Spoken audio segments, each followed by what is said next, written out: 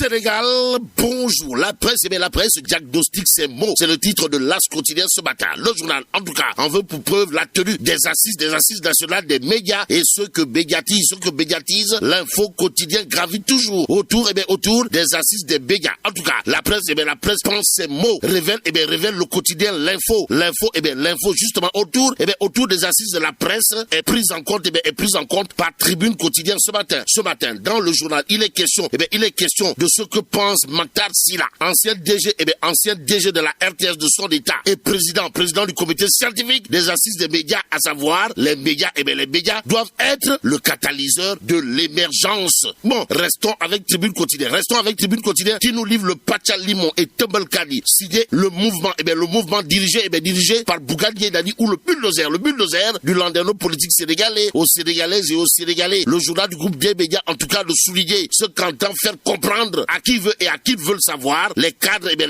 de Gumsobop qui préviennent Nyangal National. En quoi faisant? En disant nous n'accepterons pas. Alors là, pas du tout. Le blocage programmé de candidats par le parrainage. Bon, à côté de ce Pachalimon, Tembelkadi ou encore de ce pavé dans la main, voir ce coup de pied dans la fourmilière, signé les cadres de la philosophie Gumsobop ou le mouvement dirigé de bête par le bulldozer du landerneau politique sénégalais, Bougane Gueye Dany, de nous livrer après l'avoir privé de liberté, Macky Sall, lorgne le patrimoine de Pros. Comprenez l'apôtre du Bourroc, Ousmane Sonko. Lorgner le patrimoine de Ousmane Sonko au nom de qui ou de quoi? Quoi qu'il en soit, Réumi quotidien. Pour ceux qui relèvent des émeutes de mars 2021 et juin 2023, de révéler en tout cas que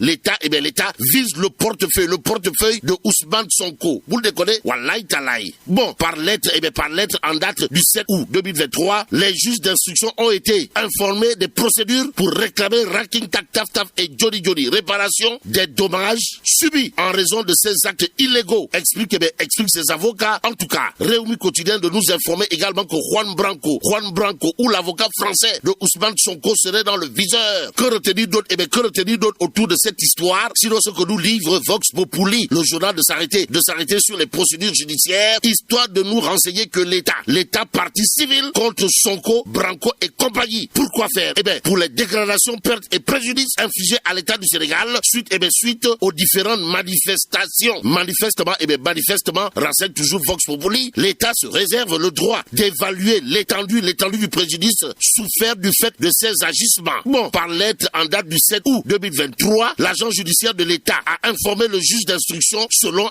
les avocats de l'État. Et en l'État, il y a le titre de libération. À la une du quotidien, on peut lire affaire Juan Branco. Les interpellations continuent. Loukhaweti, en tout cas, libération de renseigner que le lutteur Usine Dole et un contrôleur des impôts arrêtés. Bon, le lutteur Alioune Diomaye Diouf, de son vrai nom, et Mamadou Diop, contrôleur des impôts et domaines, ont été déférés au parquet en même temps que Ndiogulo, proche du maire de Sangalkam, renseigne libération ce matin. Le journal d'ajouter, déjà placé sous mandat de dépôt, Djamil Sané, le maire des parcelles Asseni, extrait de prison, entendu par la SR, puis déféré encore. Et puis quoi encore? Voilà l'interrogation qui s'imposerait au regard de la une de Walf quotidien ce matin. Le journal du groupe Walf Adjé, en tout cas de titrer, dépôt d'une lettre de protestation au ministère de l'Intérieur, 300 policiers mobilisés pour Guy Marius Sagna. Détoile, waouh. À la question de savoir s'il y a lieu de retenir que Dieu est grand, mais Guy Marius Sagna n'est pas petit. Pour l'instant, dans le Témoin quotidien, nous avons en exclusivité le professeur titulaire Marie-Théo Niane. Bon, le cours magistral du professeur titulaire, s'il vous plaît. Du professeur titulaire Marie-Théo Niane. C'est le titre du Témoin quotidien ce matin. Le journal de nous dit ce que pense à haute et intelligible voix le professeur titulaire Marie-Théo Niane, à savoir cette élection sera une confrontation entre candidats honnêtes, désargentés et grands voleurs de la République. Toujours au chapitre des signé le professeur titulaire Marie-Théo Niane dans le Témoin quotidien. Retenons l'autre pavé dans la main, pour ne pas dire l'autre coup de pied dans la fourmilière, signé Sawai, à savoir après 60 ans d'indépendance, la culture de la performance et des résultats est très superficielle dans notre pays. Notre école n'a pas créé les conditions pour préparer les enfants à s'approprier les maths, la science et la technologie. Le professeur titulaire Marie-Théo Niane Dixit dans le Témoin quotidien ce matin. matin, retenons également que selon le professeur titulaire Mary Teuw Niane, notre objectif affirmé, pour ne pas dire l'objectif affirmé, pour le mouvement de la transformation nationale, MTN, comme Mary Teuw Niane, MTN, est de faire du Sénégal le premier pays numérique d'Afrique avant 10 ans. Nous mettrons en compétition les postes de directeurs généraux des agences et des entreprises nationales. Le professeur Mary Teuw Niane Dixit, Dixit, dans le Témoin quotidien ce matin. Mais ce matin, il y a dans le Point quotidien ce que pense Elhadji Dia, ambassadeur itinérant de son État, à savoir l'Afrique. L'Afrique devra profiter du président Macky Sall à la fin de son mandat. En d'autres termes, Macky Sall, c'est comme qui dirait un puits intarissable, déchet intarissable de savoir et de connaissances, selon l'ambassadeur itinérant Elhadji Dia dans le Point quotidien ce matin. Et c'est en toute démocratie que le Point Actu quotidien parle de présidentielle 2024. Pourquoi faire? Pour évoquer la bataille feutrée, le rouleau yamba entre trois blocs dans le gouvernement.